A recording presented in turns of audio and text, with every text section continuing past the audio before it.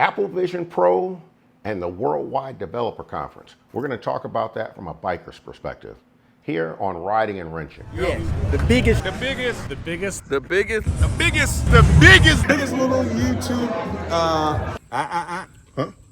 No, biggest little YouTube channel on the entire interweb. The biggest little YouTube, Yeah, you already messed it up. The biggest little YouTube channel on the entire interweb. Woo! Before I get started, I want to recognize the sponsors for Riding and Wrenching. Wings Customs, who makes custom amazing handlebars for your Harley Davidson motorcycle, all the wires and cables and everything inside. Check them out. Also, Volunteer Audio, phenomenal sound systems for your Harley motorcycle. Again, check them out and let them know that you heard about it here on Riding and Wrenching. Let's get into it. I am your host, Q the Rider, and in today's episode, we're going to do some technology updates. I'm going to give you an update on my Vision Pro and how this is going about 4 months into ownership, and we're going to talk about Apple's Worldwide Developer Conference, also known as Dub to those tech nerds amongst us. So let me talk about my Apple Vision Pro first. So I've had the Apple Vision Pro for roughly 4 months. I bought this because I want to create virtual content or 3D content, or what Apple calls immersive content for bikers. I'm really excited about what's possible with this thing because I've used several apps on here. One of the most shocking ones I've used so far, not shocking, that's the wrong word, but no, shocking is the right word, because I'm watching a portion of an NBA game courtside. And it's like sitting in the arena. And the basketball players are right in front of me, and one of them loses the ball, and it's coming right at me. I ducked because it looked like I was about to get hit in the face with a basketball. And I started laughing because I'm like, dude, this is a video, it's not real. But it looks so real. It truly gives you the feeling of sitting in the arena watching the game. The video and image quality on here is amazing. This is not like watching a game or, like a video game or some low resolution thing. The image quality is extraordinary. It's just like being there. That's not an exaggeration. But I want to create content like that for motorcycles. My image is that I'll be able to create content here in my garage that's, totally immersive. So it will be like you sitting in here with me. I'd be interested in having like meet and greets, where if you have the Apple Vision Pro, you're in here with me and we're talking about bikes or motorcycles, maybe new bikes that are coming out. We're trashing Indian or the Gold Wings or whatever, just having a good time. So that's kind of my image, but what I've been doing is using it or getting comfortable with it and understanding what it's capable of. And it's amazing. Now, my favorite go-to function for this right now is to use it on a plane when I'm traveling by myself. Now, I did travel with my wife once since I've had it, and I didn't feel comfortable wearing it because I'm sitting next to my wife. That's kind of rude. But when I'm flying by myself, oh, it's game on, because now you're on a plane with this thing on. So you're no longer on a plane. You could be in a movie theater and sit anywhere in the theater you want. You can either sit in the front row, you can sit in the middle, where I prefer, or you can be up in the balcony. Amazing image quality. You can watch a movie from the surface of the moon, which is my coolest thing to do. I mean, it's truly, truly extraordinary. I love the technology. Now, I will tell you that the downside to it is that it's a very impersonal device. Once you put this on, I mean, you're pretty much cut off from anybody that's in the room with you. And so, again, if I'm here with my wife or I've got friends or family over, then this stays in the box. There's nothing I can do with it. But if I'm here by myself, or if I'm creating content, which is what I plan to do, or if I'm consuming some motorcycle content, yeah, this is the best way to consume content. It's absolutely extraordinary. Now, the downside is that I don't have I don't have a camera that I can record content that's compatible with this device. I mean, compatible is the wrong word, but the 3D content that I want. I can't create the type of content that I want yet. But I plan to do that because one of the things that they announced during the Worldwide Developers Conference is Canon is coming out with a special lens for one of their cameras that enables it to record an immersive 3D video. I'm getting it. So I will be buying a new camera, and I'm going to get that lens, and I'm going to spend some time learning how to use it. Downside is that the video editing for the Vision Pro has to be on Final Cut Pro. I have Final Cut Pro, and I have no idea how to use it. I've tried. It's just different than iMovie, which is what I use to create all of the videos for my channel. I really want to learn how to use Final Cut Pro. I just haven't had time. I may have to take a class or something to get past all of the habits that I have on iMovie. This camera and all the equipment that I'm going to be buying is pretty expensive. I have started memberships to my channel.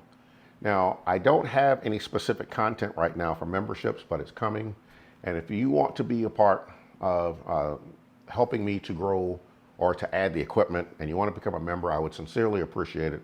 Just hit the membership button and you can join. Probably by the end of the year, I'm going to start creating some unique member-only content or just sharing background things or other oddball non-motorcycle related content that hopefully you will like. And we'll also have some specific member meet and greets virtually, and I'm going to do some giveaways for the members. So stay tuned for that, and I hope you'll consider becoming a member of my channel. All right, let's talk about DubDub. Now, DubDub, or the Worldwide Developers Conference, is where Apple shows off all of the new software changes that's coming for the ecosystem. And generally, they apply to all of their devices. And I have a lot of Apple equipment. I've got the AirPods, an iPhone, I have an iPad, a Mac, the HomePods, something else I'm leaving off. Oh, the Apple TV box and the Apple Watch, all sorts of Apple gear. You know, the Apple ecosystem is incredible. I'm really sorry for those of you who own Androids because you're missing out. You just don't know it. So anyway, the Worldwide Developers Conference is where Apple shows off all their new software and some of the changes that are coming.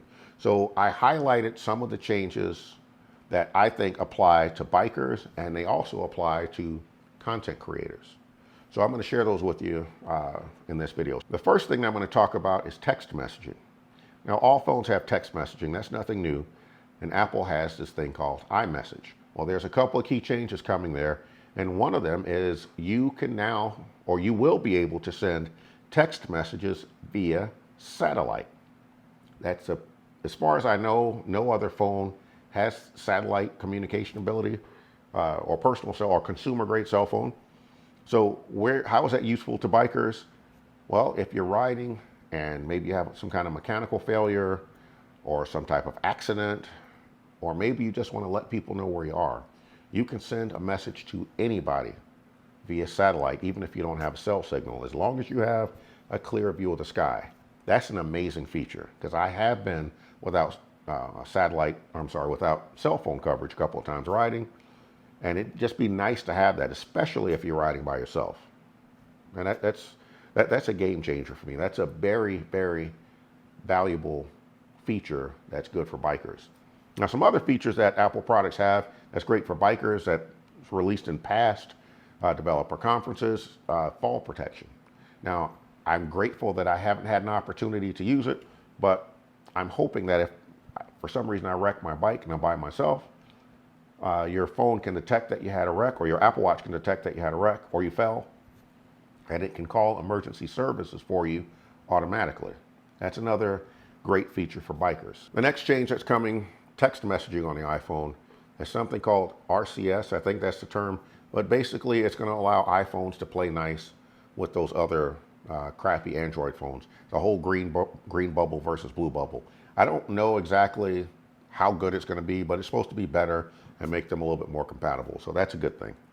It's pretty frustrating with those green bubbles out there. Next change coming down the pipeline is some changes to Apple CarPlay. Now, if you follow automobiles or some of the trends in automobiles, one big trend is having a screen the full length of the dash. They're huge. Apple CarPlay is now going to be able to utilize the whole thing. And that's pretty cool. And it's also going to include vehicle data, speed, and whatever data is normally built into the system. The downside is I don't expect this to be available on my Harley. I'll be shocked if Harley makes changes to their system on the new bikes, but it would be nice. It's not as big of a screen, but it would be nice if Apple CarPlay could use the entire screen and incorporate the vehicle data into the screen. That would be really nice. Yeah, Android Auto, no deal. Next, the AirPods Pro. So I have a set of AirPods Pro. They work great. Absolutely love them, but I do not recommend that you use these things on a motorcycle. That's dangerous. These are noise canceling headphones. They work great on the plane. They work great with my Apple Vision Pro, but there's some changes coming where it's going to have better noise canceling, and they specifically mentioned wind. And so again, that caught my ear, because I'm like, okay, wow. I wonder if it will be able to cancel the noise that you might get trying to ride on a motorcycle wearing these. So maybe if you're a passenger and you wanted to wear your AirPods, it might actually work, because I've tried it. I've tried it once just riding around the block. I wanted to see how it did with the wind, and it wasn't very good.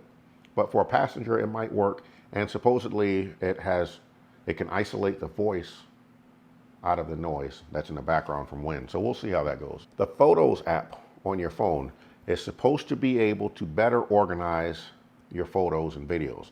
I personally have about 5,000 images on my phone, which is a lot, and sometimes it's very hard to find something specific that I'm looking for.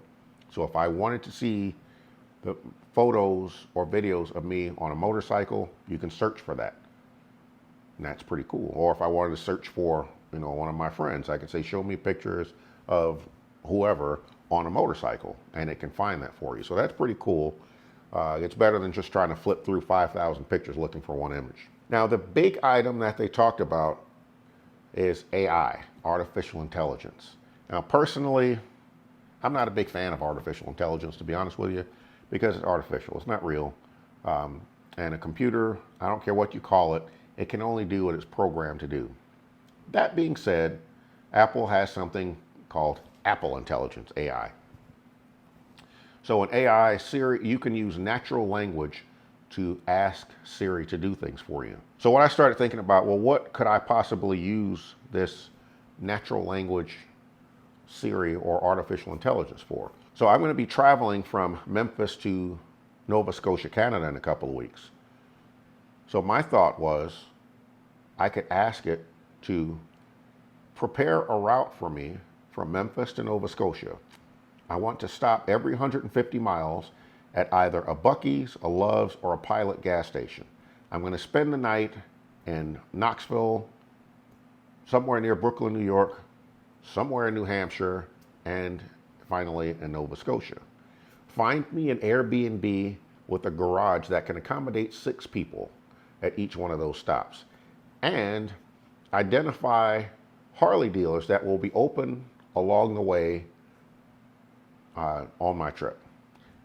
If it could do that, it's probably going to be able to knock all that planning out in fractions of a second, something that would take me hours to do. And it could go a step farther in being cool if I could say, download that trip plan into the Harley trip planner and send it to my CVO. And while you're at it, share it to my Nova Scotia text messaging group so that everybody could have it. How cool would that be if you could use AI to plan your motorcycle trips? Outside of that, I can't come up with a good use for it on a bike, but it sounds pretty cool if I can have this natural spoken language and ask it to do fairly complex things that would, on my own, would take me a couple hours to do. So I'm interested in testing that out. I think that's going to be available by the end of the year, I think. They didn't give a specific date that I can recall, but I'm looking forward to trying that out, and we'll see how it goes. So that's what's coming down the pipeline for those of us who use Apple products. There's a lot of great features on them for bikers, and I'm going to continue to test those things as they come out, and I'll share it with you in future videos. And when I get my camera, I'm definitely going to share that with you, because I'm going to start using that new camera for all of my videos so I can get away from using the iPhone. Really looking forward to it. And again, if you want to be a part of that, please consider joining and becoming a member of Riding and Wrenching. I would sincerely appreciate it, because I got a lot of great stuff that I want to do coming down the pipeline that's going to be freaking expensive. And I'm retiring at the end of the year, so I'm looking forward to that too, because starting next year, I'm really going to crank up the content that I put out. This is Q. I'm riding, I'm wrenching, and I am out.